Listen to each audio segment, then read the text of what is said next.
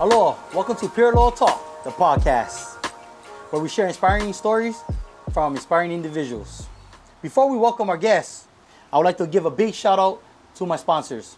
Signal Security Hawaii, Local Joe West, Laverne's, All for God, Schaefer's Roofing Construction, Miss Dana, and Frostline 808. I'm your host, Kiko Pure Aloha Carvalho. Let's go. Now let's welcome our guests. Yes, sir. First of all, thank you for coming on. Yes. Appreciate you. Thank you. I know it takes a lot for come on, and especially you can share your story with us. That's very deep. So thank you so much. You're welcome. So if you'd like to share with us, the audience out there, what's your name, where you from, and a little bit about yourself. So my name is Adam Everett. I'm from Pukalani, upcountry Maui. I work in the field of recovery. I work at Mana Recovery right now, counseling men. I'm a facilitator, and I also am the owner of Strand Fitness, which is a coaching business. I do online and both in-person training. Yeah, and I see all your posts, brother. You motivate me, keep me going, cause just. You're solid, cause you know what I mean. So first time I met this brother today, I walked into the lobby. So we stay in Maui Beach Hotel, bro. This guy really look like big, how you look like on social media, cause. But that's all it's all about. Keep me motivated. You know what I mean. That's all it should be. Other men motivating each other. We inspire each other. We motivate each other. Correct. And especially we in recovery. We need men like that to keep us going, cause. So. Yeah. Right on. So you can share with us how was it growing up, where you from, and how did it affect your life? So originally, I am from New Jersey. I came over here. My parents came over here when I was 6 years old. We moved to Pukalani. My dad worked for AT&T. He was a salesman for AT&T back in the 80s. Wow. I'm 44 years old, so that was some time ago, yeah? But I almost there. I catch you now. I just turned 36 yesterday. Yeah. See, we're still looking young. But you too for 40, guys. Yeah. Yeah, let's go.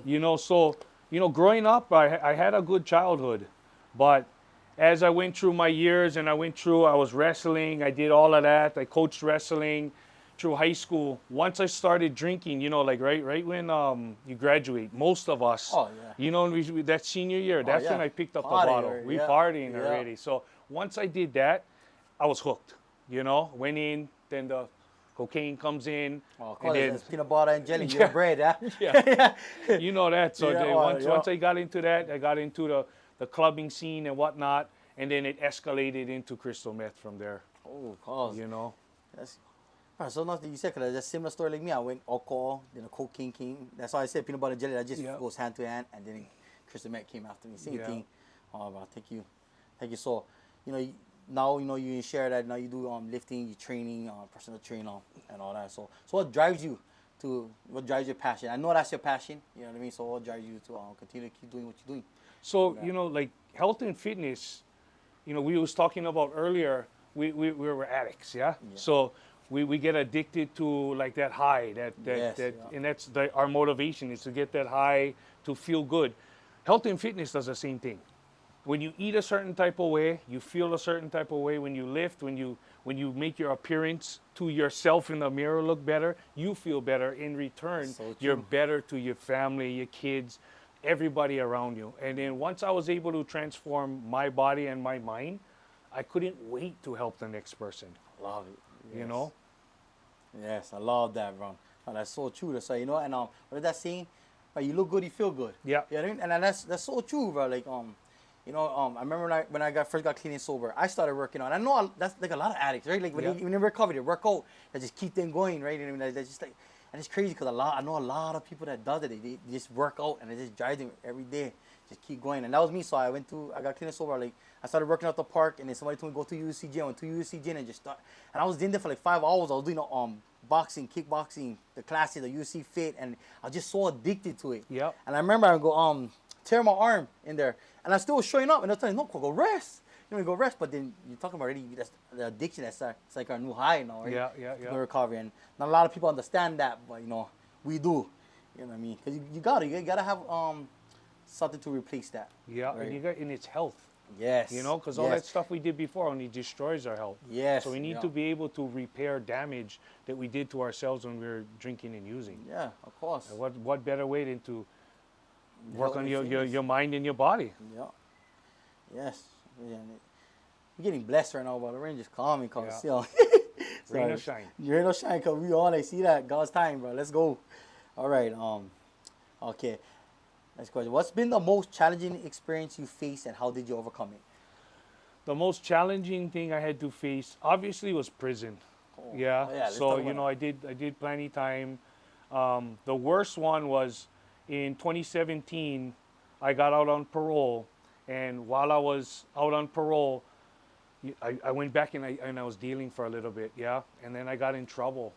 And in that time, I reconnected with my son. I was away from him for many years.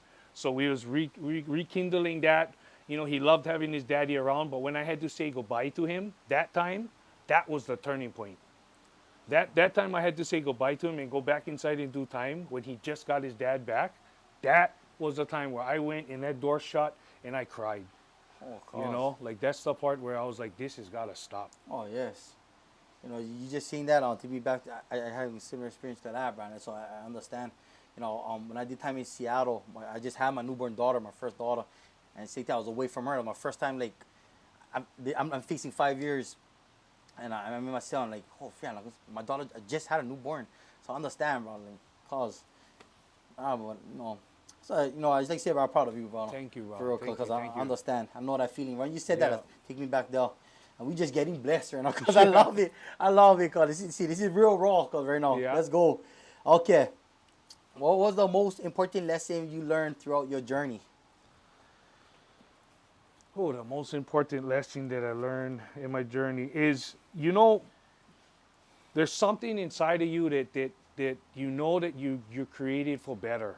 Yeah. Yes. And if you keep putting it off, and you keep like denying the fact that you can do more, that's what drives us down. Yeah. Like I knew I wanted to help people. And when I'm not living out in that purpose, then you start to get depressed, and the world starts to seem like much more harder than it is, So I learned that follow your heart, follow your dreams. That one thing that you want to do, go for it. And everybody around you needs to know what your passion, what your purpose is, what you want to do. So don't hold back from your dreams would be the most valuable lesson. Yeah, that's true. Don't hold back, but go for it. Yeah. Get out of your comfort zone, right? Yeah. And just do it, cause that's one of my biggest things too. That I tell everybody too, get out of your comfort zone, just do it. You know what I mean? I was on board. I was just stuck in the streets my whole life in Ever Beach, in the wall. And when I changed my life, I got offered for do the Mr. Hawaii USA. Usually that's like people with no tattoos and they look like models and all that. So when I got asked for do that, I was like, oh, that's not me, bro. What you want? Huh? Like that. But then I got out of my comfort zone. You know what I mean? And I did it. So that's what it's all about. Chase your dreams, get out of your comfort zone, and just do it, like you said, right? Yep. Go for it, bro. You're not gonna know until you start. Exactly, cause you don't know until you start. Just like how if you're out there and you want to get clean, cause same thing right there. Cause it is hard. Yeah. It is. But just do it. You can. He got out of it. I got out of it, and let her know every day is.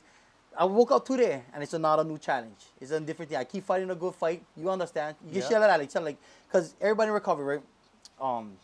And we all know this. It's the same tools we used yesterday. Not gonna work for today's challenge, right? We're waking up, something gonna be different. We're gonna probably face some different challenge than we faced yesterday. Some might not work, right?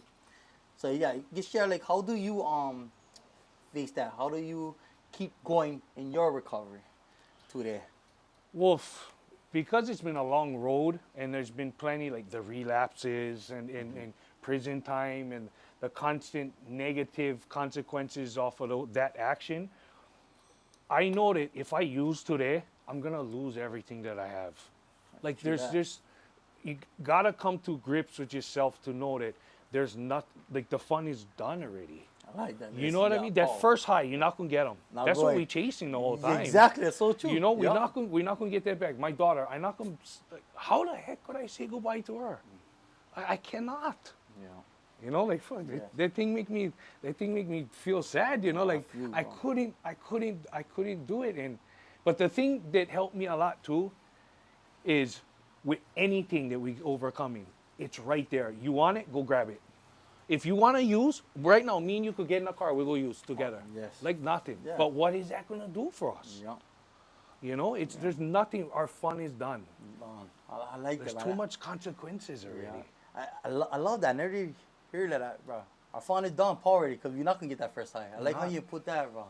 Hey, that was a good one. I never really hear it like that before. It's a good one. Our fun is done because already Paul already. Yeah. Done already. Like chasing something you never gonna get already. Yeah. Right? I like that one. Oh, thank you, Ronald. Thank you. So you only get one son. You mentioned your son and one daughter. Yeah. See it? Yeah. And I have three step kids too. Oh, Yeah. right Yeah. on. Yeah. With my wife right now. Oh, blessings. Yeah. Awesome. One thing that our kids that keep us going, I get 6 of them, and I get 5 daughters and one son. So you know the girl stuff. Man. That's a whole different trip right there. Yeah, big time. Being a girl dad, Yeah. that's a whole nother battle in itself and a whole nother challenge that I was not expecting. I remember when I first had my first daughter, I was like, yeah, okay, yo. And then I get my auto and I'm like, and I get it more softer with each girl I get. You know what I mean? Like, how am I supposed to do this? You know, because you're gonna be on dad, really short and everything. Like, okay, you can be like that with your son, but when you come to your girls, you cannot be like that. You know what I mean? Like, you gotta be that loving. You know what I mean? Yeah. It's like, it's a whole different challenge in itself. Yeah, and only girl dads all that's that. Yeah. Yeah, bro. But it's a love like I cannot find anywhere else. I love my wife, but my daughter's a whole nother. Oh, yeah, different. Yeah. I know that. I get scared. Yeah. I know exactly. Look at that. Yeah. You get scared, Colin. I know exactly. And we know that we might not have to be so tough all the time, but something come about, we're going. Automatic. We're going. Automatic, bro. Yeah, and that's automatic. And I think that's man.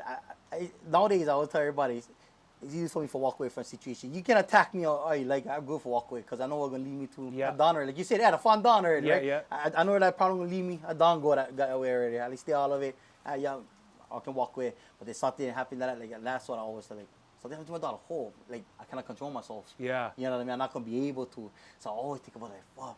And but I'm real spiritual now, because God didn't save my life. Like, I know everybody like different treatment when it helps somebody in recovery, rehab. God didn't save me, so I gotta go by like how God will want me to move, how He will want me to have revenge. Revenge, we leave them in God's hands. It's not in ours anymore, right? Before I wanted to be the man, I wanted to handle it and do it. Oh, you mess with me, I'm gonna handle it, but now it's like, okay, bro, you can walk this feet, bro. You gotta live by the word now. That's right. I agree. And I think that's the battle that I still fight to this day. Like, you can attack me all you like. That's easy. I can walk away from that. But then when now it's to our kids, like I think that's the hardest battle for. That would be the hardest. That would be the hardest. Yeah. So. And I agree with the I was saved inside prison too. Like many people are, and especially when I come out, it's a lot of people leave the book on the side when they come out. So I stay consistent with that. I do my own devotions. When I did time in Waiava, I was in the choir twice. I went through there, leader in the choir, went out in the public, sing music. You know what I mean? So I love that stuff. Bro. Yeah. Cool. It's all part of it. Yes, it is, bro. And I love it, bro. And I used to live before. I always try to get sober. I relapsed.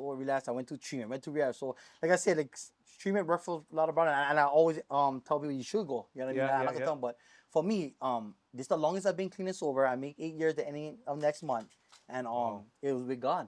Well, I never went to no treatment out there. I went on one pat with God, and was my love for my kids. That's why I always say God is love, because when I went in my second drug overdose, I just said pray harder than I ever did, and something would speak to me, and I believe that was God. That's why I said it was real spiritual. Because when people ask me, "What religion you?"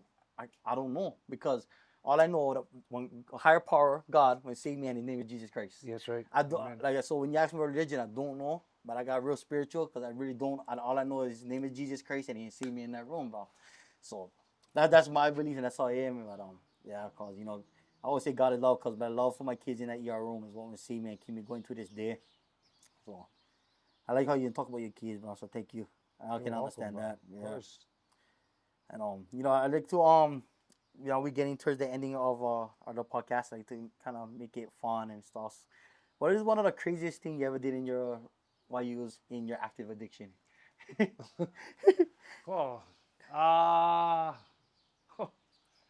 I gotta think about that one. Too much. I gotta think about that one. I would say in my active, I think would be one time when I I was incarcerated. Yeah, I would say that, and it was in my earlier times when I went in 2013. So we had stuff brought in, yeah, and I had this bright idea, like this gonna be a good idea. So a good amount came in, and we started doing it, and everybody leading up to that time, all the brothers inside there was like, "Oh, no worry, we're gonna come out to eat. We're gonna make sure that we don't draw heat like that." That was gone real quick, cause bro, people's suicide watch, not Oh. coming out of their room, like not even coming out to eat. It was wild, bro. So it took off like really quick within a matter of couple days. Like people looked like death. It was crazy, and that's pretty much what I tell people. The module, like it was like death when come over it, and ended up I had to flush stuff down the toilet. You know, we got word that they was coming, you know, and they came, you know, and so and a lot of people went down, but you know, I was able to work out and drink water and get that thing out of my system with enough time. But that's probably one of the craziest, not the craziest, but that's sometime I'll never forget. You know, a lot of brothers that I asked, what is the craziest thing they ever done? And they always bring up Joe, because they know me. Like a lot of one brother that I interview on the podcast, and I'm asking the same question, and he told me that crazy he did, he baptized his own self in his jail cell. Yeah, well, you know, and so you baptize your own self in your jail cell. It's toilet water. Yeah. Like, oh God, wait, what? You baptize yourself? Don't you get yourself toilet water? Oh God. Yeah, that's a lot of. But I get one of the other things too that I share often is I would like the drugs so much and this lifestyle that I live right now, but I use and bodybuild at the same time. But I used to stay up all night, smoke, take the pre-workouts, and go gym, bro. And people didn't even know for a long time. I promise you. And I would go and I would eat, and I had it down. But it was crazy. Yeah, I could never do that. Yeah. I was one of those where I was doing drugs. Yeah, I'm just staying in my corner. Boom, and I wait till the team bypass. Okay, like I'll party, and then I get work. I used to work construction. Oh, there's no way I'm going to work. I'm still fucking flying. Cause I'm not going to job site like this. Okay, I'm not going to work tomorrow. I was calling sick. I couldn't function like that. Alcohol I could, but the drugs, it just... See, for me, I did drugs only when I drank. I was an alcoholic, so I needed that liquid courage. So that's the only way I could do them. Oh, yeah, bro. So thank you for sharing that. Yeah, bro. All right, last question. What is your go-to local, like your go-to local food? You want your go-to, so say like right now, you're hungry, and you're craving some local grind. What is the go-to you can go to? What's the first thing you go to? So first off, it's a little bit hard for me to think like that because I'm so structured in my diet. I can see that. You know what I mean? Yeah. But if I was gonna go grab something, it'd probably be something sweet. They get the kalo candy. You know what that is? The one that they sell it at the. I mean, when you say kalo, yeah. So it's koi, like Lolo. So it's like sweet. It's like sweet koi like that with chunks inside, because it's a little bit sweeter. It's got coconut milk inside too. Hossion, that's my favorite. Koi and coconut. Yeah. So that would probably be one of my first ones, and nothing beats some good lau lau too. You know what I mean? Go, yeah. And then upcountry food land, you get the hamachi poke. You know, that kind of stuff. Well, that sounds good. I like to eat that now. Koi, salt, peel, lolo. Yeah. Yeah. All right. So we're about to close it out. Before we close the podcast, they share your social media and how people can contact you. You know, if they're just looking for motivation. And before that, before we close it out, can you share what's the law for today? So like share a motivation that you leave with somebody before we end it. So today I was talking about, I did one video today, two actually today. First one, if you follow me, is one of my brothers yesterday dropped 66 pounds in 3 months. I've seen that, bro. But awesome. You know what? Good local brother, I know him. He's another one in sobriety too. Strong story. And then the other thing too is Albert Cole. Yeah. And then see the call. Yes.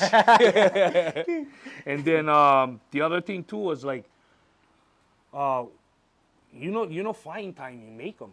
It's just like money, find money. We're not gonna find money. We're gonna make them. Yes, and then through the process of change comes our testimony and our transformation, and that nobody can take away from. And that's something that's gonna help you get through the hard times.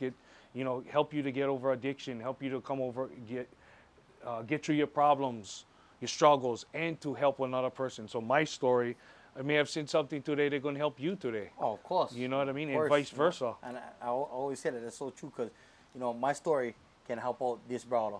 Yeah. But you know, my story not gonna help the brother next to him, but your story will. Yes. You know what I mean? So I truly believe in that, and that's why this podcast I like your chicken skin, bro, because it's the truth. That's why I like this podcast and bringing on brothers like us that been in recovery and all that, because yeah, we similar background, but the stories is different. Yeah. And one of our stories is gonna help save one of those people's life. Yeah. All our stories not gonna save everybody.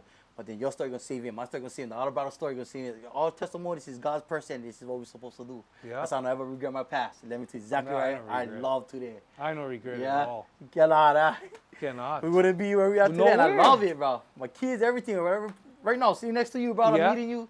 Blessings. Blessings. It's gonna 100%. stop raining. Come bless you. Look at that, cuz. Bro, chicken skin. I I was love over it. here like we're gonna get soaked, but who cares? We're gonna run them. Yeah, we were running. That's all, bro. Seal. Gee. Nice. Right on, guys. I'm Kiko Pure Law. This is the Pure Law Talk podcast. Tune in on top of YouTube at Kiko Pure Law, Instagram Pure Law Talks, and mahalo, brother Adam. Thank you for Yeah. coming on. Adam, Last Strand Fitness, IG.